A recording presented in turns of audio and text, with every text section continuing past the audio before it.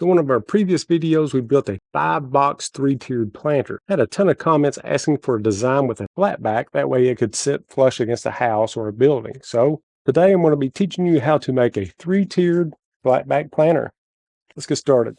So to start with, I'm going to be cutting the parts out for my legs. I'll be throwing a material list in the description, and as always, if you're a plants in the hand type of person, check out my Etsy shop. I'll also throw a link in the description for that as well. So I'm just cutting the rounded edges off of this material, and you end up with stuff like this. So if you do not have a zero clearance throat plate, you can use painter's tape to close the gap, keep this material from being sucked down into the machine and clogging up your dust collection. I'm using 2x8 material for this just because I wanted my legs nice and straight, but this can actually be done with 3 2x4s. But regardless of what material you're deciding to use, let's rip everything down to 3-inch widths. Okay, so do you hear the saw binding?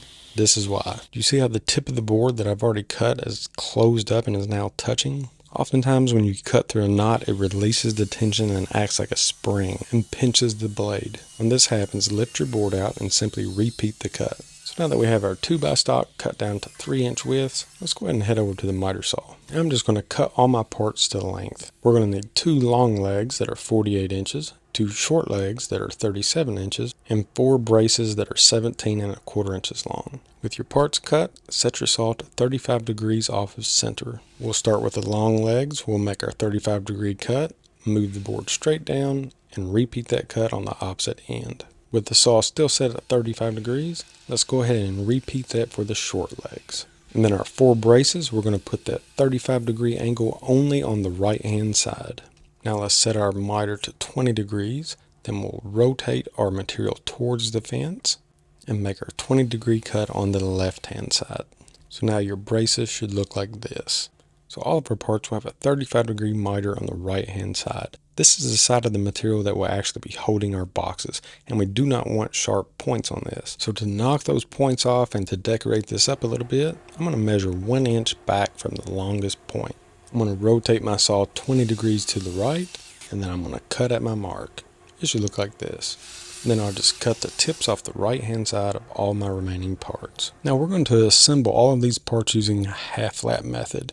So let's get those marked. So for all of these, we'll be measuring from our uncut tips. Starting with a long leg, we're going to measure over 11 and 11/16. Place a mark where our half lap notch is going to go, and each one of these notches are going to be 3 and 3/16 inch wide. And then from the edge of the notch, we'll measure over 9 1/8. We'll mark another notch, and then another 9 1/8, and then our last notch. And then for our braces, we're going to measure over 5 and 9/16. And then mark our notch from that point. And then lastly, we're going to do our short leg. We're going to measure up 25 and 5/16 and place our marks for our notch there. And now to cut our half laps. And half laps can be cut on several different tools. I'm going to be using a miter saw just because it has a built-in depth stop. And I'm going to set that depth stop to the center of the thickness of the material. So 3/4 of an inch. We'll set our saw to 20 degrees off center and start cutting. And I'm really pushing it here with this mini camera just to, kind of get some cool shots. But I almost cut my camera in half. But also notice this 3-inch board that I placed between the board that I'm cutting and the fence. This just makes sure that the deepest part of the blade goes all the way through your material. And if you're still with me at this point and you like learning about these types of builds, don't forget to hit that little subscribe button down in the bottom right hand corner. So how do you know if your notch is going in the right direction? Well, here's a simple way to tell. Remember that little 20-degree tip that we cut off earlier? Your notch should be going in the same direction as that tip. And like I mentioned earlier, half laps can be cut using several different tools, even a circular saw. Wait for it.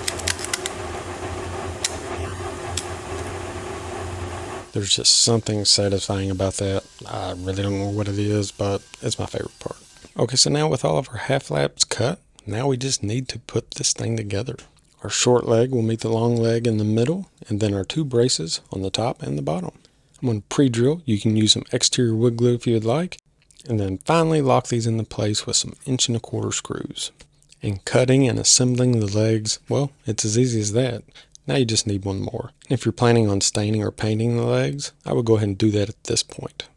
Again, I'm just showing you here how that little 20-degree notch that we cut, it follows the lines for all of our different half laps. So it's an awesome guide to go off of. So with both of our legs made, let's make some boxes.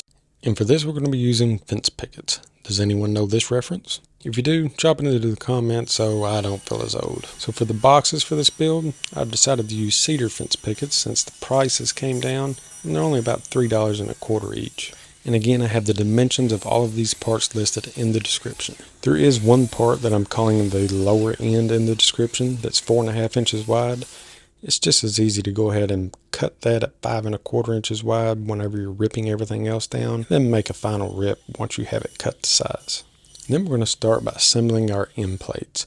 So to do this, I'm going to be measuring in 3.25 of an inch on both sides of my lower end, and then I'm going to place pocket holes at those marks.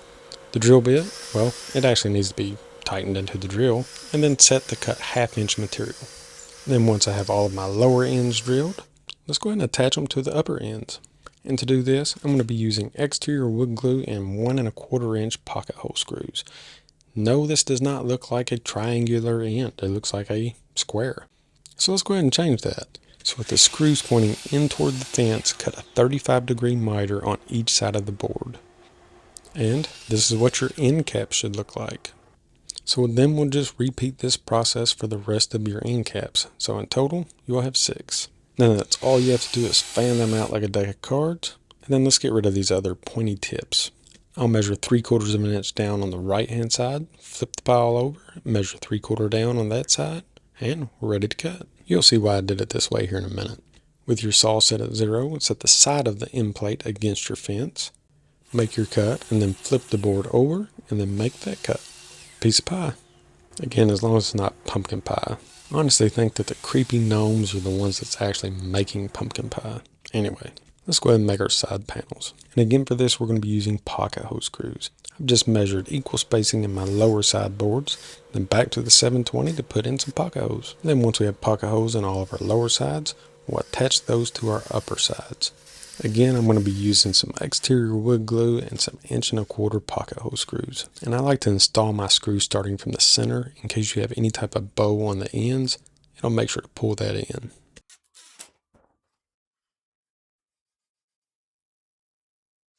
And that's all there is to making our side panels. Now we just need to attach our end plates. So to prep these end plates, I'll measure in 1/4 of an inch and then equal spacing. And then go ahead and pre-drill at my mark. And then once I have my first one pre-drilled, I don't have to measure all of this out anymore. I'll just use it as a template. But if you have decided that you would like the plans, there's a cutout template for all of these screw placements included. And to attach the end plates to the sideboards, I'm going to be using 1.25 inch exterior screws. Since the screw placement is so close to the edge and exterior screws kind of have a cone towards the head, we're going to go ahead and counterbore these just a bit.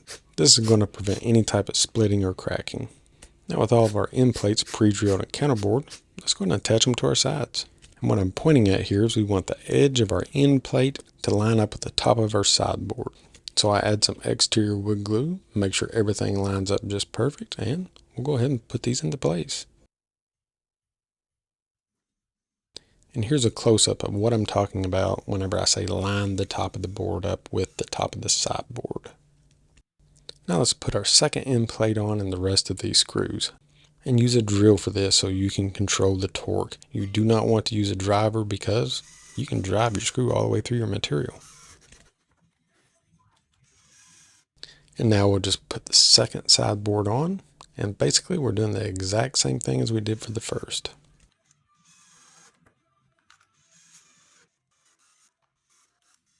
And that's all there is to this box. Awesome looking box. Now we just need to make a couple of more. So once we have all 3 of our boxes made, let's go ahead and attach them to our legs. Just start with the top box and actually line it up with the outside edges of the legs. To install these, I'm just using 1.25 inch screws in case I ever want to take this thing apart and store it away for the winter. Once the top box is installed, let's go ahead and install the second and third one. Just make sure as you install each box to make sure to keep the edge of the box even with the outside of the legs. And that is all that there is to building this awesome 3-tier single side planter. These things look great painted, and cedar actually stains very well. So, it's your turn to make one. Until next time, we'll see ya.